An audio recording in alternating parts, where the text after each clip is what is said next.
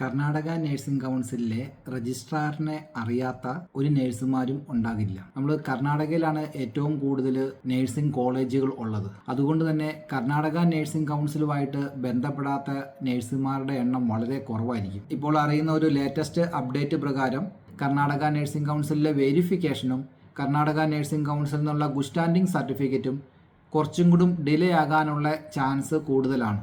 കർണാടകയിലെ രജിസ്ട്രാറിൻ്റെ പേര് മല്ലു എന്നായിരുന്നു. അദ്ദേഹത്തെ നിങ്ങൾക്ക് എല്ലാവർക്കും അറിയാവുന്നതാണ്. റിന്യൂവൽ ചെയ്യാനായിട്ട് അപ്ലൈ ചെയ്തിട്ടുണ്ടെങ്കിൽ, രജിസ്ട്രേഷന് വേണ്ടിയിട്ട് അപ്ലൈ ചെയ്തിട്ടുണ്ടെങ്കിൽ സാധാരണ എടുക്കുന്നതിനേക്കാളും കുറച്ചും കൂടി ടൈം അതിൽ കൂടുതൽ എടുക്കുകയും കർണാടക നഴ്സിംഗ് കൗൺസിലിലെ രജിസ്ട്രാറിനെ അറസ്റ്റ് ചെയ്തതിനെ റിലേറ്റഡ് ആയിട്ടുള്ള ന്യൂസുകൾ ഓൺലൈനിൽ വന്നിട്ടുണ്ട്.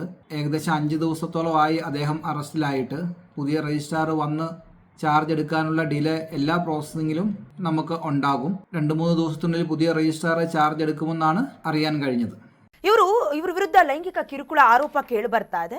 ತಮ್ಮದೇ ಕಚೇರಿಯ ಮಹಿಳಾ ಸಿಬ್ಬಂದಿಗೆ ಲೈಂಗಿಕ ಕಿರುಕುಳ ನೀಡಿರುವ ಬಗ್ಗೆ ಸಂತ್ರಸ್ತೆ ಮಹಿಳೆ ಆರೋಪಿಸುತ್ತಿದ್ದಾರೆ. ಆರೋಪಿ ಮಲ್ಲು ಸಂತ್ರಸ್ತೆ ಮಹಿಳೆಯ ಹತ್ರ ಬಂದಿದ್ದಾರೆ. ಬಲವಂತವಾಗಿ ಅಂಗಾಂಗ ಮುಟ್ಟಿ ಎಳೆದಾಡಿದ್ದಾರೆ. ಬರೀ ಅಷ್ಟೇ ಅಲ್ಲ, ಈ ವೇಳೆ ಸಂತ್ರಸ್ತೆ ಬೇಡ ಬೇಡ ಅಂತ ಎಷ್ಟೇ ವಿರೋಧ ಪಡಿಸಿದ್ರು ಕೂಡ ಅಧಿಕಾರಿ ಬಿಡ್ಲಿಲ್ಲ. ಮದದಲ್ಲಿ ಎಳೆದಾಡಿರೋದು, ವಿಕೃತಿ ಮೆರೆದಿರೋದು ಎಲ್ಲವೂ ಕೂಡ ಗೊತ್ತಾಗ್ತಾ ಇದೆ. ಜೊತೆಗೆ ಇಷ್ಟೆಲ್ಲ ಆರೋಪ ಕೂಡ ಅಧಿಕಾರಿಯ ಮೇಲೆ ಕೇಳಿ ಬರ್ತಾ ಇದೆ. ಸಂಬಂಧಪಟ್ಟಂತೆ ಡಿಸಿಪಿ ಯತೀಶ್ ಅವರು ಮಾತನಾಡಿದ್ದಾರೆ. ಒಮ್ಮೆ ನೋಡ್ಕೊಂಡು ಬರೋಣ. ಕಳೆದ 26ನೇ ತಾರೀಕಿನಂದು ಉಪ್ಪಾರಪೇಟೆ ಪೊಲೀಸ್ ಠಾಣೆಯಲ್ಲಿ ಒಂದು ಮಹಿಳೆ ಒಂದು ದೂರನ್ನು ನೀಡುತ್ತಾರೆ. ದೂರಿನ ವಿಷಯ ಏನಂದರೆ, ಆಕೆ ಕೆಲಸ ಮಾಡುವಂಥ ಒಂದು ಸಂಸ್ಥೆ ಕರ್ನಾಟಕ ನರ್ಸಿಂಗ್ ಕೌನ್ಸಿಲ್ ಅನ್ನೋ ಒಂದು ಜಾಗದಲ್ಲಿ ಒಬ್ಬರು ರಿಜಿಸ್ಟ್ರಾರ್ ಅವ್ರನ್ನ ಸೆಕ್ಷುವಲ್ ಹರಾಸ್ಮೆಂಟ್ ಮಾಡ್ತಾಯಿದ್ದಾರೆ, ಅವರಿಂದ ನಮಗೆ ಕಿರುಕುಳ ಆಗ್ತಾಯಿದೆ ಅಂತ ಹೇಳಿ ಒಂದು ದೂರು ಕೊಟ್ಟ ಮೇರೆಗೆ ನಾವು ಒಂದು FIR ರಿಜಿಸ್ಟರ್ ಮಾಡ್ಕೊಂಡಿದ್ವಿ ಉಪ್ಪಾರಪೇಟೆ ಪೊಲೀಸ್ ಠಾಣೆಯಲ್ಲಿ. ನಂತರ ಆರೋಪಿನ ನೋಟಿಸ್ ಕೊಟ್ಟು ಅವರು ರೆಸ್ಪಾಂಡ್ ಮಾಡದೇ ಇದ್ದಾಗ ನಿನ್ನೆ ದಿನ ಅವರನ್ನು ವಶಕ್ಕೆ ಪಡೆದು ನ್ಯಾಯಾಲಯದ ಮುಂದೆ ಹಾಜರುಪಡಿಸಿ ಅವರಿಗೆ ಈಗ ನ್ಯಾಯಾಂಗ ಬಂಧನಕ್ಕೆ ಒಳಪಡಿಸಿದ್ದೇವೆ. ತನಿಖೆ ಇನ್ನೂ ಮುಂದುವರೆದಿದೆ. ಹೆಚ್ಚಿನ ವಿವರ ತನಿಖೆ ಮುಂದುವರೆದ. ಸರ್, ಹೆಣ್ಣಿನ ಮೇಲೆ ಆಗ್ತಿರುವ ದೌರ್ಜನ್ಯ ಅಥವಾ ವಕ್ರದೃಷ್ಟಿ ಅಥವಾ ಈ ರೀತಿ ಲೈಂಗಿಕ ಕಿರುಕುಳದ ಆರೋಪ ಇದೇನು ಫಸ್ಟ್ ಟೈಮ್ ಅಲ್ಲ ಸರ್. ಕೆಲಸದ ಜಾಗದಲ್ಲೇ ಹೆಣ್ಣು ಮಕ್ಕಳ ಮೇಲೆ ಕಾಮಾಂಧರು ಈ ಥರ ಕಣ್ಣು ಹಾಕಿಬಿಟ್ರೆ ಅವರ ಸುರಕ್ಷತೆಯ ವಿಚಾರ ಏನು ಸರ್? ಅರ್ಹತೆ ಇಲ್ಲದ ಹುದ್ದೆಗಳಿಗೆ ಹೋಗಿ ಕೂತ್ಕೊಂಡಿದ್ದಾಗ ಈ ಅಯೋಗ್ಯರೇನಿರ್ತಾರೆ ಇವರು ತಲೆಗಳು ತಿರುಗುತ್ತೆ. ಇದು ನಶೆಯಲ್ಲಿ ತೇಲಾಡ್ತಾ ಇರುವಂಥದ್ದು, ಅಧಿಕಾರದ ನಶೆ ಇದು, ಮದ ಇದು. ಹಾಗಾಗಿ ಇಂಥ ಅಧಿಕಾರಿಗಳಿಗೆ ನಾವು ಯಾವ ರೀತಿಯ ಶಿಕ್ಷೆಗೆ ಒಳಪಡಿಸ್ತೀವಲ್ಲ, ಇದರ ಮೇಲುಗಡೆ ಮುಂದಿನ ಅಧಿಕಾರಿಗೆ ಬಾಯ್ ಬರುವಂಥದ್ದು. ಈ ಮಲ್ಲು ಏನು ಮಾಡಿದ್ದಾರೆ, 99ನಲ್ಲಿ ಸ್ಟಾಫ್ ನರ್ಸ್ ಆಗಿ ಕಿದ್ವಾಯಿಗೆ ಹೋಗಿ ಸೇರ್ಕೋತಾನೆ ಮನುಷ್ಯ. ಕಿದ್ವಾಯಿಯಲ್ಲಿ ಸ್ಟಾಫ್ ನರ್ಸ್ ಆಗಿದ್ದವರು ಏಕಾಏಕಿ ಇವತ್ತು ರಿಜಿಸ್ಟ್ರಾರ್ ಕುಲಸಚಿವನಾಗಿ ಕೂತ್ಕೋತಾ ಇದ್ದಾರೆ ನರ್ಸಿಂಗ್ ಪರಿಷತ್ತಲ್ಲಿ. ಯಾರ ಪ್ರಭಾವ? ವೈದ್ಯಕೀಯ ವಿಶ್ವವಿದ್ಯಾಲಯ ಹೇಳಿರುತ್ತೆ, ವೈದ್ಯಕೀಯ ಶಿಕ್ಷಣ ಇಲಾಖೆ ಹೇಳಿರುತ್ತೆ, ಇವರಿಗೆ ವಿವಿ ಹೇಳಿರುತ್ತೆ, ವಿಶ್ವವಿದ್ಯಾಲಯ ಹೇಳಿರುತ್ತೆ, ಈತ ಉನ್ನತ ಹುದ್ದೆ ಅಲಂಕರಿಸೋದಕ್ಕೆ ಯೋಗ್ಯನಲ್ಲ ಅಂತ ಸರ್ಟಿಫಿಕೇಟ್ ಕೊಟ್ಟಿರುತ್ತೆ, ವರದಿ ಕೊಟ್ಟಿರುತ್ತೆ. ಆ ವರದಿ ಆಧರಿಸಿ ಮತ್ತೆ ಏನಾದರೂ ಆಗತ್ತೆ ಅನ್ನುವಂಥ ನಿಟ್ಟಲ್ಲಿ ಕೋರ್ಟ್ಗೆ ಹೋಗಿ ಅಲ್ಲೂ ಫ್ಲಾಪ್ ಆಗಿ ಅಸಿಸ್ಟೆಂಟ್ ಪ್ರೊಫೆಸರ್ ಆಗಿ ಮತ್ತೆ ವಾಪಸ್ ಅಲ್ಲಿಗೆ ಕಿದ್ವಾಯಿಗೆ ಹೋಗಬೇಕಾಗಿರೋ ಮನುಷ್ಯ ಹೋಗಿ 2024ರಲ್ಲಿ ಮತ್ತೆ ಪುನಃ ಹೋಗಿ ಇದಕ್ಕೆ ಸೇರ್ಕೋತಾನೆ. ಯಾರು? CM ಅವರ ಬಾಲ ಬಡಿತಾನೆ. ಹೋಗಿ CM ಅವ್ರ ಹತ್ರ ಹೋಗ್ತಾರೆ. ಸಿದ್ದರಾಮಯ್ಯ ಅವರು ಈ ಮಲ್ಲು ಬಂದು ಚಾಮರಾಜನಗರ ಏನೋ ಮೂಲ ಆ ಭಾಗದವರು, ತಮ್ಮ ಹತ್ತಿರದ ವ್ಯಕ್ತಿ ಅಲ್ವಾ ಸಿದ್ದರಾಮಯ್ಯ ಅವರಿಗೆ. ಕುಲಬಾಂಧವ ಅನ್ಸುತ್ತೆ, ಕುರುಬ ಸಮುದಾಯದವರು ಏನಾಗಿರ್ತಾರೆ. ಸೊ ಕುಲಬಾಂಧವನನ್ನ ಉನ್ನತ ಹುದ್ದೆಗೆ ಏರಿಸಿ ಅಂತ ಶಿಫಾರಸ್ ಪತ್ರ ಇವ್ರ ಕಡೆ ಸಿದ್ದರಾಮಯ್ಯ ಅವರು ಕೊಡ್ತಾರೆ. ಅದನ್ನ ಆಧರಿಸಿ ಇವರು ಉನ್ನತ ಹುದ್ದೆಗೆ ಸೇರಿಸ್ಕೋತಾರೆ. ಇಂಥ ಚಪಲ ಚೆನ್ನಿಗ ಹೋಗಿ ಉನ್ನತ ಹುದ್ದೆಗೆ ಕೂತ್ಕೊಂಡಿದ್ದಾಗ ಅರ್ಹತೆನೇ ಇಲ್ಲ, BSc ಮಾಡಬೇಕು, MSc ಮಾಡಬೇಕು ಅಂತ ಬಿಟ್ಟು ಹೋಗಿ ಉನ್ನತ ಹುದ್ದೆ ಅಲಂಕರಿಸಬೇಕು ಅನ್ನುವಂಥ ನಿಟ್ಟಲ್ಲಿ ಹೋಗಿರ್ತಾನೆ. ಯೋಗ್ಯ ಅಲ್ಲ, ಅಯೋಗ್ಯ ಈತ ಅಂತ ಬಿಟ್ಟು ಅಲ್ಲಿಂದ ಇಲಾಖೆಯಿಂದ ಬಂದಾದ್ಮೇಲೂ ಹೋಗಿ ಕೂತ್ಕೊಂಡಾದ್ಮೇಲೆ ಇಂಥವ್ರಿಂದ ಏನ್ ನಿರೀಕ್ಷೆ ಮಾಡಕ್ ಸಾಧ್ಯ? ಯಾರೋ ಪ್ರಭಾವಿ ಸಚಿವರ ಕಾರು ಚಾಲಕನ ಮಗಳಂತೆ, ಪಾಪ ಆಕೆ ತುಂಬಾ ನೊಂದು, ತಂದೆಗೂ ಹೇಳ್ಕೊಳಕ್ಕಾಗದೆ ತುಂಬಾ ನೊಂದು ಕೊನೆಗೆ ಧೈರ್ಯ ಮಾಡಿ ಉಪ್ಪಾರಪೇಟೆ ಪೊಲೀಸ್ ಸ್ಟೇಷನ್ಗೆ ಬಾಗಿಲು ತಟ್ಟಿ ಹೋಗಿ ಒಂದು ಕಂಪ್ಲೇಂಟ್ ಕೊಡ್ತಾರೆ. ಇಂಥ ಅಸಹಾಯಕ ಪರಿಸ್ಥಿತಿ ಯಾವುದೋ ಬಡವ್ರ ಮಕ್ಕಳು, ಹೆಣ್ಮಕ್ಳಾದ್ರೆ ಇವ್ ಏನೋ ಒಂದು ಅಟ್ಲೀಸ್ಟ್ ಯಾರೋ ಪ್ರಭಾವಿ ಸಚಿವನ ಕಾರು ಚಾಲಕ ಅಂದಾಗ ಹೋಗಿ ಆ ಸಚಿವರಿಗೆ ಹೇಳಿದಾಗ ಏನೋ ಒಂದು ಆಗತ್ತೆ ಅನ್ನೋ ಭರವಸೆ ಇರುತ್ತೆ. ಯಾವುದೋ ಮಕ್ಕಳು ಹೋಗಿ ಸೇರಿರ್ತಾರೆ, ಕಾಂಟ್ರಾಕ್ಟ್ ಬೇಸಿಕಲ್ಲಿ ಇಲ್ಲಲ್ಲಿ ಕೆಲಸ ಮಾಡ್ಕೊಂಡಿರ್ತಾರೆ. ಹೆಣ್ಮಕ್ಳ ಪರಿಸ್ಥಿತಿ ಏನು? ಇಂಥ ದರಿದ್ರಗಳ ಜೊತೆಗೆ ಸೇರ್ಕೊಂಡಾಗ ಹೆಣ್ಮಕ್ಳ ಪರಿಸ್ಥಿತಿ ಏನಾಗುತ್ತೆ? ಎಲ್ಲರನ್ನು ಭೋಗದ ವಸ್ತು ಅಂತ ನೋಡುವಂಥ ಇಂಥ ಅಧಿಕಾರಿಗಳನ್ನು ಮೆಟ್ಟಿ ಮುರಿಬೇಕಾದ ವ್ಯವಸ್ಥೆನ 26ರಲ್ಲೇ ಕಂಪ್ಲೇಂಟ್ ಆಗಿದೆ. ಇವನು ಇಲ್ಲವಂತೆ, ಓಡೋ ಕೂತಿದ್ನಂತೆ, ಇವನು ಹುಡ್ಕೋದಕ್ಕಾಗಿಲ್ವಂತೆ. ವ್ಯವಸ್ಥೆ ಏನಿದೆ ನೋಡಿ, ಪೊಲೀಸ್ ಠಾಣೆಗೆ ನಾವು ಕಾಲ್ ಮಾಡಿ ಕೇಳಿದ್ರೆ ಹಾಗಾಗಿದೆಯಾ, ನೋಡ್ತಾ ಇದೀವಿ, ಹುಡುಕ್ತಾ ಇದೀವಿ ಅಂತಾನೆ. ನಾವು 2 ದಿನದಿಂದ ಫಾಲೋಅಪ್ ಮಾಡ್ತಾ ಇದ್ದೀವಿ. 26ಕ್ಕೆ ಕಂಪ್ಲೇಂಟ್ ಆಗಿರೋದು, ಇವನು ಹುಡುಕಾಟದಲ್ಲೇ ಇವರು ಕಾಲ ಕಳೆದಿದ್ದಾರಂತೆ. ಯಾವಾಗ ಬಿಸಿ ಆಯಿತೋ ಪೊಲೀಸರು ಸ್ವಲ್ಪ ಚುರುಕಾಗಿದ್ದಾರೆ. ಈ ನಿಟ್ಟಲ್ಲಿ 4 ದಿನ ಕೆಲಸ ಮಾಡಿದ್ದೀವಿ ನಾವು. 4 ದಿನ ಕೆಲಸ ಮಾಡಿದ್ದೀವಿ. ಇಂಥ ಅಯೋಗ್ಯರನ್ನ ಹಿಡಿಲೇಬೇಕು ಅನ್ನುವಂಥ ನಿಟ್ಟಲ್ಲಿ ನಾವು 4 ದಿನ ಹೇಳಿಸ್ಬಿಟ್ಟಿವಿ. ಸೊ ಈಗ ಇವತ್ತು ಅದಕ್ಕೊಂದು ಕಾರ್ಯರೂಪಕ್ಕೆ ಬಂತು. ಅವನ್ನ ಹಿಡಿದು ಎತ್ಕೊಂಡ್ ಬಂದಿದ್ದಾರಂತೆ. ಸರ್, ಈಗ ಇದ್ರ ಬಗ್ಗೆ ಮಾತನಾಡೋದಕ್ಕೆ ಹಿರಿಯ ಪತ್ರಕರ್ತರಾದಂಥ ಮಾಗಿ ಉಮೇಶ್ ಗೌಡ್ರು ಸರ್ ದೂರವಾಣಿ ಸಂಪರ್ಕದಲ್ಲಿದ್ದಾರೆ. ಸರ್ ನಮಸ್ತೆ. ನಮಸ್ತೆ. ನಮಸ್ತೆ ಸರ್, ಕೆಲವೊಂದಷ್ಟು ಬೆಳವಣಿಗೆಯನ್ನ ನೋಡಿದ್ರೆ ಹೆಣ್ಣು ಮಕ್ಕಳ ಸುರಕ್ಷತೆಯ ಪ್ರಶ್ನೆ ಉದ್ಭವ ಆಗುತ್ತೆ ಸರ್. ಒಂದೇ ಆಫೀಸ್ನಲ್ಲಿ ಕೆಲಸ ಮಾಡ್ತಿರುವಂತ ಹೆಣ್ಣು ಮಗಳು ಅವ್ರ ಮೇಲೆ ಒಂದು ರೀತಿ ಲೈಂಗಿಕ ಕಿರುಕುಳದ ಆರೋಪ ಕೇಳಿ ಬರ್ತಾ ಇದೆ. ಎತ್ತ ಸಾಕ್ತಾ ಇದೆ ಸರ್ ಸಮಾಜ? ಹೌದು. ಈಗ ನಾನು ಮುಖ್ಯವಾಗಿ ಇಲ್ಲಿ ಒಂದೇ ಒಂದು ಮಾತು ಹೇಳ್ತೀನಿ. ನಾವು ಸಹಜವಾಗಿ ನಾವು ಈ ಹಾಸ್ಪಿಟಲ್ಸ್ ಹೋದಾಗ ಸಿಸ್ಟರ್ ಅಂತ ಸಿಗ್ತಾರೆ ನಮ್ಗೆ. ಹೌದು, ಸಿಸ್ಟರ್ ಅಂತ ನಾವು ಕರಿತೀವಿ, ನರ್ಸ್ ಅಂತ ಕರೆಯೋದಿಲ್ಲ ಅವ್ರನ್ನ ಯಾರನ್ನೂ. ಆ ಸಿಸ್ಟರ್ಗಳು ಸೃಷ್ಟಿಯಾಗದೇನೆ ಕರ್ನಾಟಕ ಸ್ಟೇಟ್ ನರ್ಸಿಂಗ್ ಕೌನ್ಸಿಲ್ ಅನ್ನೋದು ವಿಚಾರದಲ್ಲಿ ಈ ಇಂಥ ಒಂದು ಸೇವಾ ಮನೋಭಾವನ ಸೃಷ್ಟಿಸುವಂತ ನೈಟಿಂಗೇಲ್ ಅಂತ ಒಂದು ಬಹಳ ಒಂದು ವಿಚಾರ ಇದೆ ಅಲ್ಲೂನು. ನೈಟಿಂಗೇಲ್ ಅಂತಂದ್ರೆ ಈ ಏನು ಈ ನರ್ಸ್ಗಳಿದಾರ, ನಮ್ ಸಿಸ್ಟರ್ಸ್ ಅಂತ ಹೇಳ್ತೀವಿ, ಅವ್ರಿಗೆಲ್ಲ ಇರುವಂತ ದೊಡ್ಡ ತಾಯಿ, ಒಂದ್ ಮಾನವೀಯತೆನ ಹುಟ್ಟುವಂತ ಜಾಗ ಅದು. ಅಂತ ಜಾಗದಲ್ಲಿ ಇವನು ಅಕ್ರಮವಾಗಿ ಬಂದು ಕುಂತ್ಕೊಂಡು ದರದಾಹಿ ಆಗಿದ್ದಲ್ದೇನೇನೆ ಮಕ್ಳುಗಳನ್ನ ಶೋಷಣೆ ಮಾಡ್ತಾನಲ್ಲ. ಉಮೇಶ್ ಗೌಡ್ರೆ, ನಾಗರಾಜ್ ಅರವಳೆ ಮಾತಾಡ್ತಾ ಇದ್ದೀನಿ. ಲೋಕಾಯುಕ್ತ, ನಮಸ್ಕಾರ. ಲೋಕಾಯುಕ್ತಕ್ಕೆ ತಾವು ಇವ್ರ ಮೇಲೆ ಕಂಪ್ಲೇಂಟ್ ಹೋಗಿದ್ರಿ ತಾವು ಮೊದಲು ಅಲ್ವಾ? ಏನದು ಕಂಪ್ಲೇಂಟ್? ಏನ್ ಮಾಡಿರ್ತೀರಿ? ಕಂಪ್ಲೇಂಟ್ ಇವನು ಮೂಲತಃ ಬಂದು ಕಿದ್ವಾಯಿನಲ್ಲಿ ನರ್ಸ್ ಆಗಿ ಸೇರ್ಕೊಳ್ತಾನೆ. 99 ಅದಕ್ಕೆ ಸಂಬಂಧಪಟ್ಟ ಹೌದೌದು.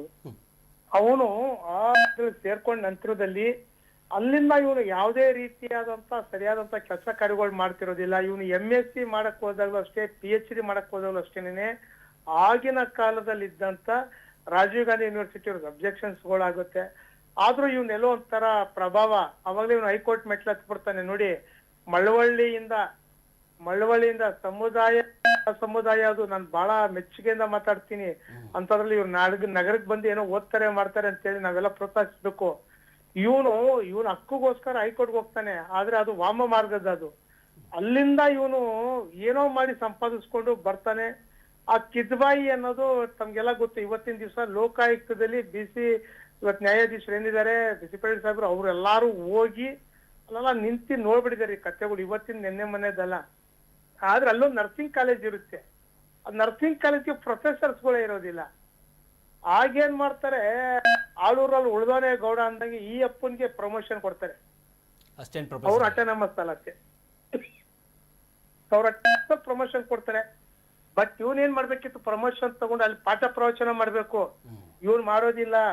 ಇವನ್ ಏನ್ ಮಾಡ್ತಾನೆ, ಡೈರೆಕ್ಟ್ ಆಗಿ ರಾಜೀವ್ ಗಾಂಧಿ ಯೂನಿವರ್ಸಿಟಿಗೆ ಹೋಗ್ತಾನೆ ಅಸಿಸ್ಟೆಂಟ್ ರಿಜಿಸ್ಟರ್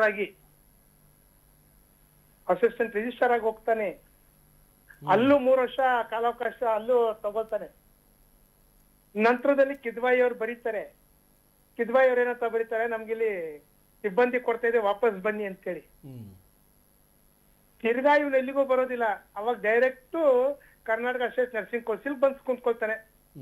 ಆಗ್ಲೂ ಸರ್ಕಾರ ಏನ್ ಮಾಡುತ್ತೆ, ವೆರಿಫಿಕೇಶನ್ಸ್ ಹಾಕಿದಾಗ ಇದೇ ವೈದ್ಯಕೀಯ ಶಿಕ್ಷಣ ನಿರ್ದೇಶನಾಲಯ ಹೇಳುತ್ತೆ ಇವನು ಎಲಿಜಿಬಿಲಿಟಿ ಇಲ್ಲ, ಇಲ್ಲಿ ಅನರ್ಹ ಅಂತ ಹೇಳ್ಬಿಟ್ಟು ಸರ್ಟಿಫಿಕೇಟ್ ಕೊಟ್ಬಿಡುತ್ತೆ.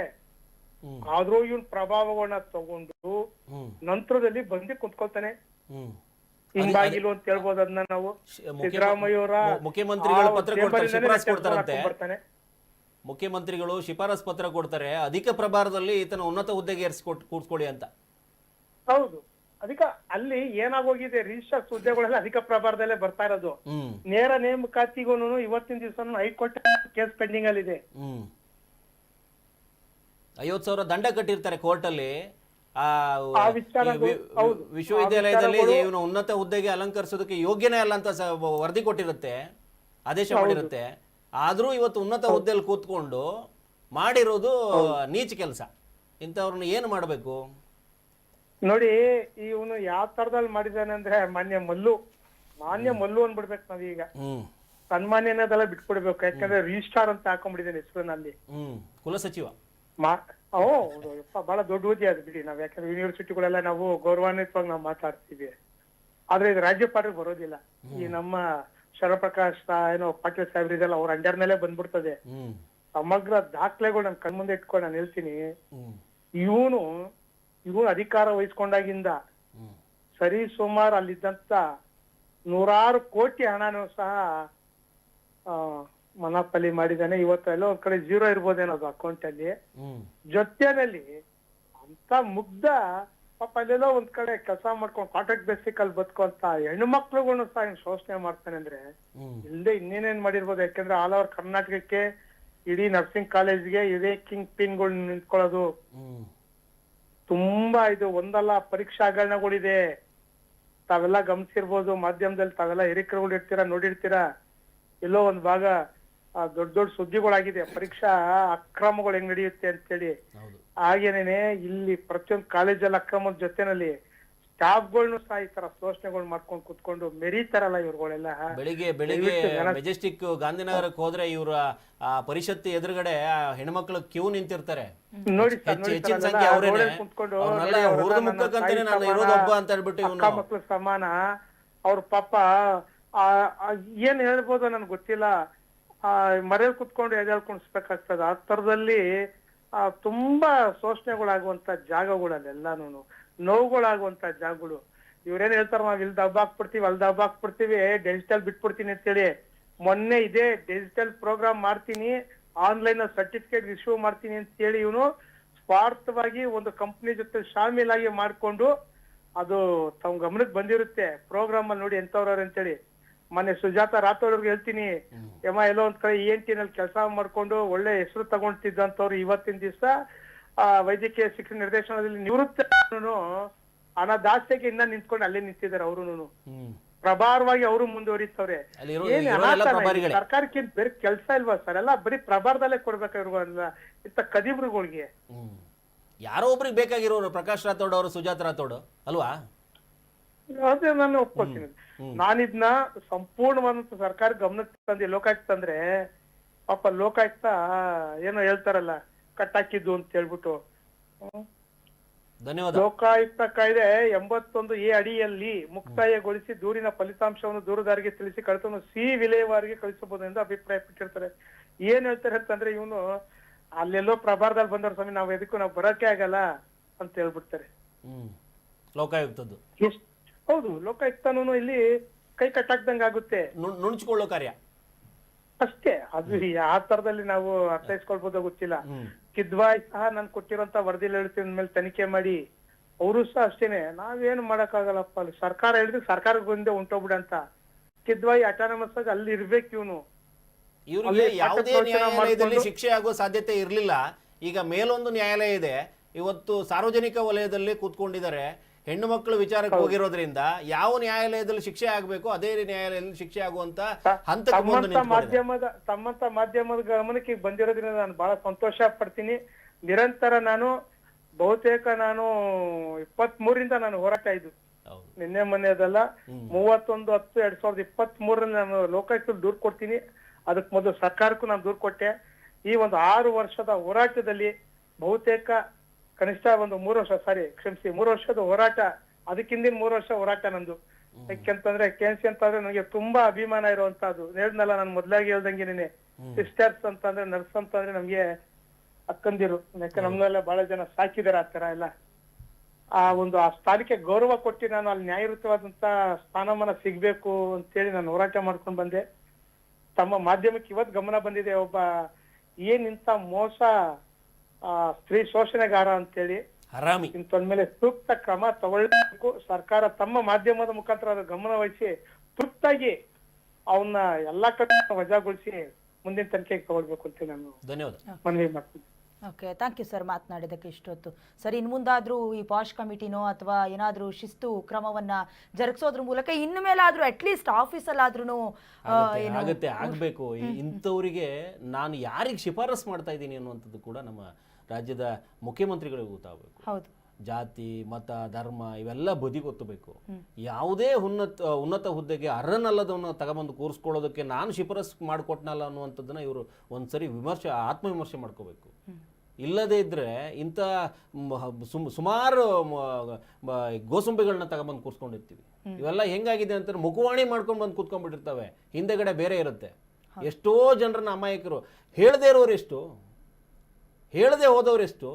ಇವ್ರ ಆಫೀಸ್ ಮುಂದೆ ನೀವು ಜನಜಾತ್ರೆ ನೋಡಿದ್ರೆ ಅಯ್ಯೋ ಅನ್ಸುತ್ತೆ. ಆ ಮಕ್ಕಳೆಲ್ಲ ಕೆಲಸಕ್ಕೋಸ್ಕರ ಅಲ್ಲಿ ಬಂದಿರ್ತಾರೆ, ಎಲ್ಲೆಲ್ಲಿಂದ ಊರುಗಳಿಂದ ಬಂದಿರ್ತವೆ. ಅವ್ರ ಕೆಲಸ ಆದ್ರೂ ಸಾಕು ಅನ್ನುವಂಥ ನಿಟ್ಟಲ್ಲಿ ನನ್ನ ಮಕ್ಕಳು ಹುರಿದು ಮುಕ್ಕಿರೋದು ಎಷ್ಟು ಸಂಖ್ಯೆ.